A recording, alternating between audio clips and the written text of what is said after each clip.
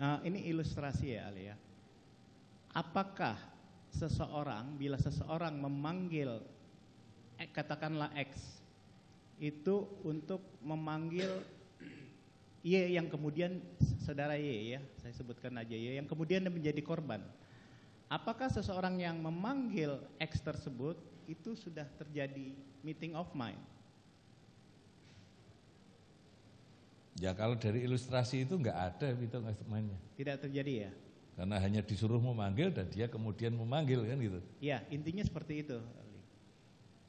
Itu sudah terjadi, ada kehendak bersama seperti itu. Kehendak bersama untuk melakukan apa kan gitu.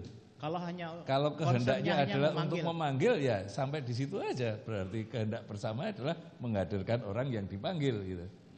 Tapi sesudah dipanggil mau apa dan mau diapakan itu kan masalah yang lain lagi. Oke, kalau di dalam suatu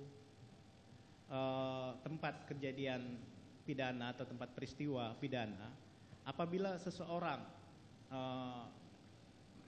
sebelum terjadinya tindak pidana itu umpamanya melakukan satu tindakan seperti menutup pintu, menutup jendela, itu apakah itu dapat dihubungkan dengan sikap batin atau mensria dari si yang melakukan menutup jendela itu?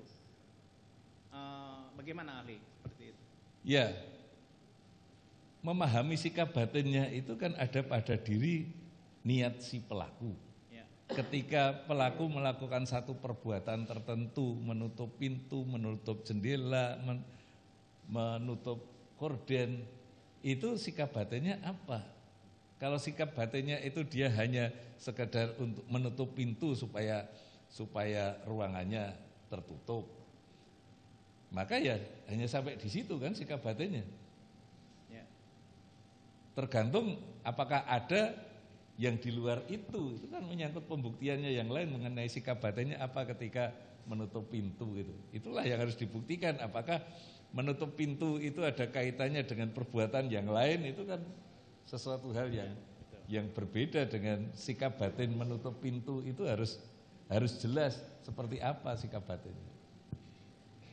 Oke, baik, terima kasih ahli, dilanjutkan sebentar. Dari penjelasan Pak Doktor terhadap penasihat hukum terkait keadaan tadi menutup pintu. Ketika sikap batinnya hanya menutup pintu, berarti tidak ada masalah, tidak ada kesalahan di situ karena memang hanya menutup pintu. Kami setuju. Nah, sekarang saya membawanya ilustrasinya seperti ini Pak Doktor.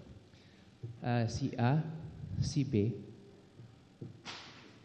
menganiaya si C atau ya ingin melakukan perbuatan tidak menyenangkan atau memukul si C. Lokasinya di dalam kamar kos-kosan. Nah, ketika si A akan memukul si C ini kan dia berteriak, ribut.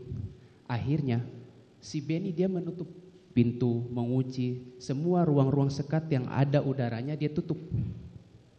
Sikap batinnya agar teriakan korban si C ini tidak terdengar. Kalau sikap batinnya seperti itu, dia masuk tidak sama-sama atau berencana melakukan penganiayaan itu.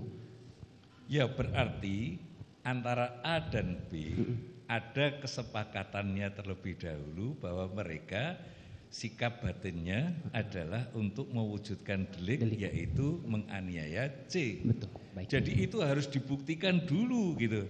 Ya.